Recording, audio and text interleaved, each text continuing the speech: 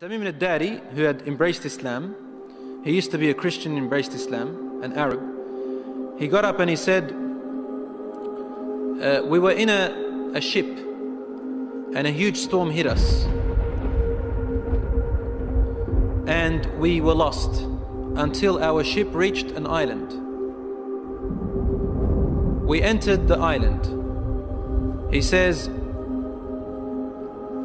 a beast came to us on this island. It had so much hair on it that we could not tell the front from its back. Which was its head, which was its tail. We don't know. And we said, Waylaki ma anti. Woe to you, what are you? Never seen a creature like you before. And she spoke. The beast said, Ana al-Jassasa. They said, Wama al-Jassasa? What is this al-Jassasa? And then the beast said, Ayyuha al-Qawm, people. Intaliqu ila hadha al-rajul fi ad-dayr. Come to this man who is waiting for you in a dayr. A dayr was known in those days as being like a place where people used to worship. And he said, there is a man who is waiting for your news anxiously. They said, we ran away from the beast immediately thinking it was a jinn. We entered this hut that was set for worship. And suddenly we saw in front of us a person, a man who was the biggest in build that we have yet to have seen. His arms were wrapped to his neck with chains like this. And his head and arms were also chained together to his knees, to his legs, like this. So you can just look up, and he's chained up really well, couldn't move. We said, what are you? And he said, you are able to hurt me because I'm chained up. So it's my right to ask, who are you first? They said, very well.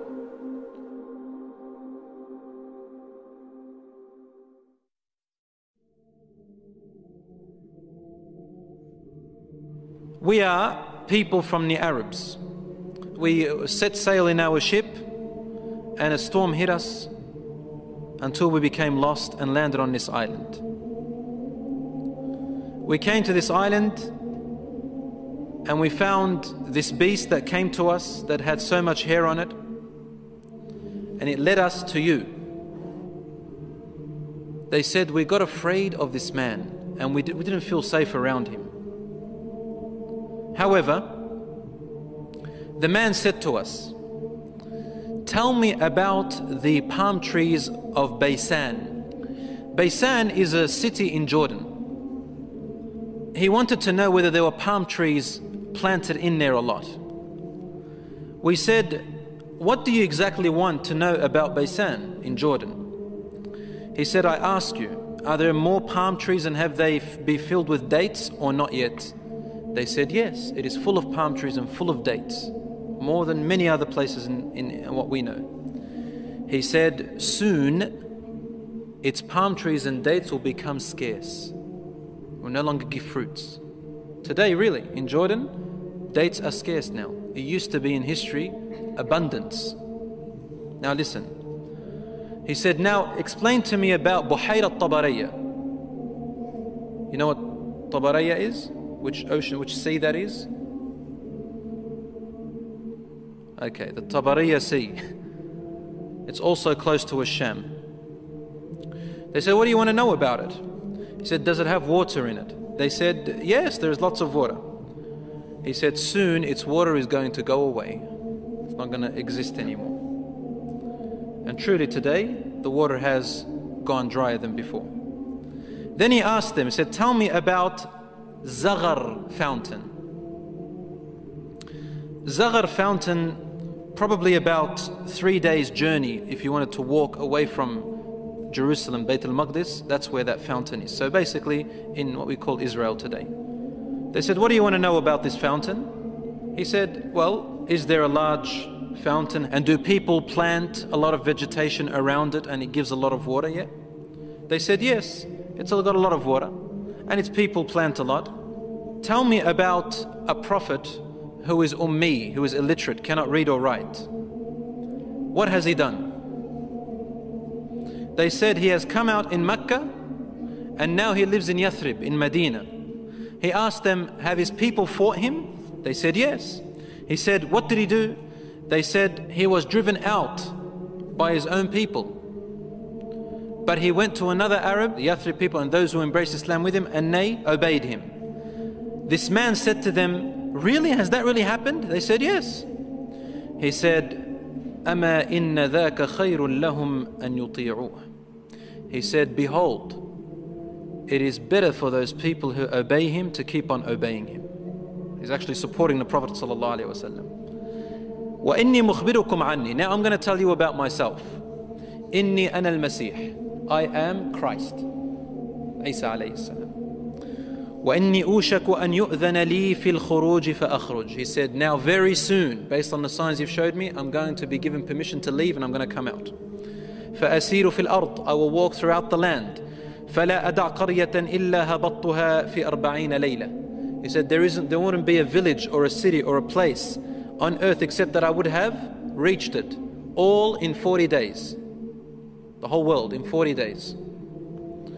غَيْرَ مَكَّةَ وَطِيبَةَ. All except two places, Mecca and Tiba, Medina.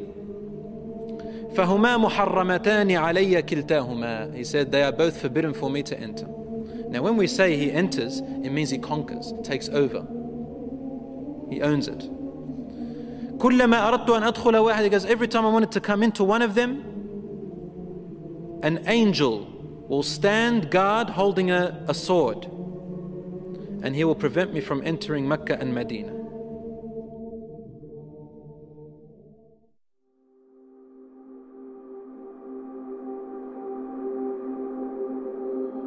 Rasul sallallahu alayhi wa sallam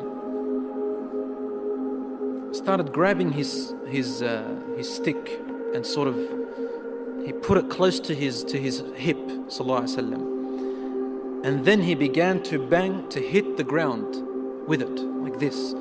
But he was sort of tense, sallallahu alayhi wa sallam. Something very important. He was really tense about it, and he hit the floor and he said, "Ala hadhihi tiba." Behold, everyone, this is Tiba.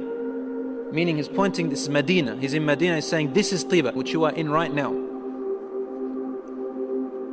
He said, didn't I tell you that this man will come out and not be able to enter this land? They said, yes, Ya Rasulullah, because he had told them a lot about it before.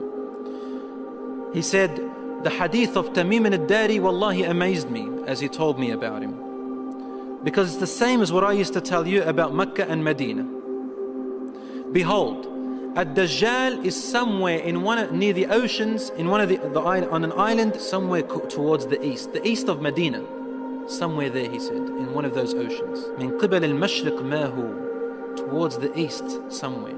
So even the Prophet ﷺ doesn't know exactly where he is, but in that direction. So it's close to the Middle East at the moment. So Allahu A'lam, Ad-Dajjal will first arise in Asham, in the Middle East area, which gives a lot of sense that the Jews will be the first to follow him because they are waiting for their Messiah to come. They don't believe that Isa alayhi salam was it, and they don't want to accept Muhammad sallallahu alayhi wasallam. So they'll be the first to follow Ad-Dajjal.